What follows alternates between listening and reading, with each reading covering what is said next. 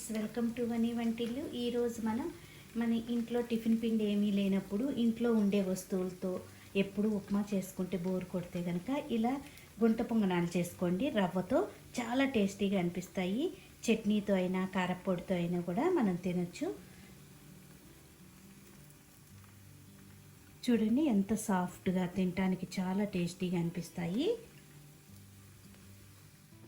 ఒక mixing bowl తీసుకోండి. దానిలో 1 కప్పు బొంబాయి రవ్వ వేసుకోవాలి, ఉప్మా రవ్వ.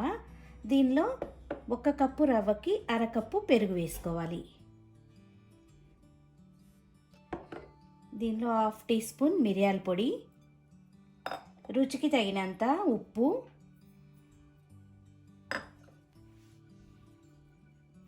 మొత్తం కూడా ఒకసారి కలుపుకోవాలి. మిగతాది అవసరమైనంత నీళ్ళను పోసుకుంటూ మరీ గట్టిగా కాకుండా మరీ పలసగా కాకుండా ఉండేట్టు కలుపుకోవాలి.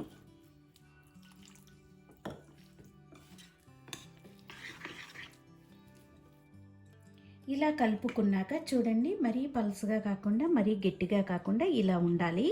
ఇప్పుడు మూత పెట్టి 10 నిమిషాలు ఈ రవ్వని నాననివ్వాలి.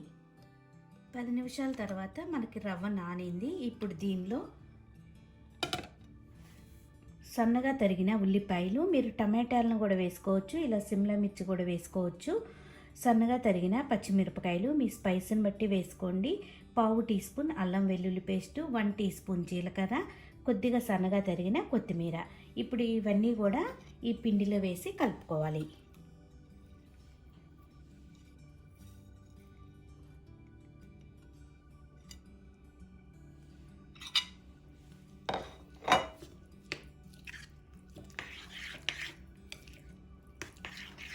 ఇలా మొత్తం కలుపుకున్నాక ఇవి కొద్దిగా పొంగటానికి 1/2 టీ స్పూన్ వంట సోడా వేసుకోండి. లేకపోతే మీ దగ్గర ఈనో పొడి ఉన్నా కూడా కొద్దిగా వేసుకోవచ్చు. ఎక్కువ అవసరం లేదు, 1/2 టీ స్పూన్ వేసుకుంటే సరిపోతుంది. మీకు నా పిండి నానేసరికి కొంచెం గట్టిగా అనిపిస్తే కొద్దిగా నీళ్ళను వేసి కలుపుకోవచ్చు. స్టవ్ ఆన్ చేసుకుని ఇప్పుడు మీ దగ్గర గుంట పొంగనాలు వేసుకునే ప్యాన్ ఉంటే అది స్టవ్ మీద పెట్టుకోండి. దానిలో ఒక్కొక్క గుంటలో మనం కొద్దిగా ఆయిల్ని వేసుకోవాలి.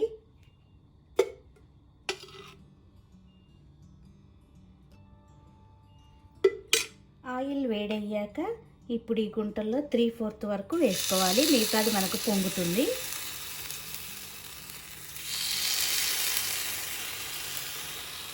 లో ఫ్లేమ్లో పెట్టుకుని మూత పెట్టి వీటిని ఉడికించుకోవాలి.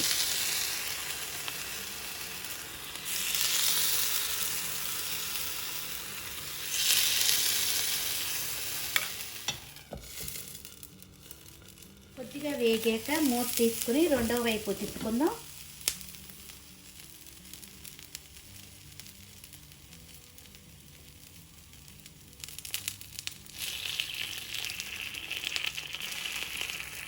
అన్నీ కూడా ఇలా రెండో వైపు తిప్పుకుని కాలనివ్వాలి.